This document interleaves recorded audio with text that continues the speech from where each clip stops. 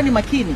Anakuja mtu humjui, lakini anakuja usiku, afa anakutajia dau kubwa, anakwambia unampeleka Isaka. Yaani wewe umpeleke Isaka, matokeo unakwenda kule unachinja. Na hapa ilitokea. Kwa hiyo kuweni na mshikamano. Anapotokea katika vijiwe vyenu, akitokea mtu ambaye haeleweki, elezaneni. Hawa ni waizi, wanaua na wanachukua bodaboda. Tunapoteza vijana wetu wadogo kabisa, marika kama ya kwenu. Kwa hiyo kuweni makini katika vijiwe vyenu, na vijiwe vyenu vitambulike kwa majina.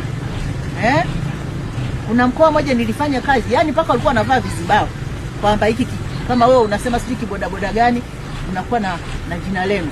Anakuja mtu amumjui, basi pianeni taarifa, jamani kuna mteja huyu kweli huyu. Wewe mtu anakuja saa 4 za usiku unambeba hasi kujua.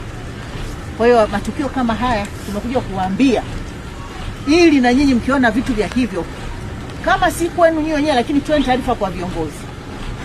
Na ndio maana mara nyingi tunakuja kuwasisitiza usalama wenu wa viungo vyenu, kuvaa helmet na kufuata taratibu na sheria za usalama barabarani. Lakini mahususi pia nimekuja, nyinyi Wananyamilangala, tuna taarifa tunapata na kuna matukio yanatokea. Haiwezekani mtu pale anaporwa, nyumba zinavunjwa, vijana wetu mko. Kwa hiyo sisi tumekuja mahususi kwa ajili ya kuwaomba ushirikiano wenu. Sambamba na hilo, kuweni na leseni, pikipiki zenu ziwe na bima.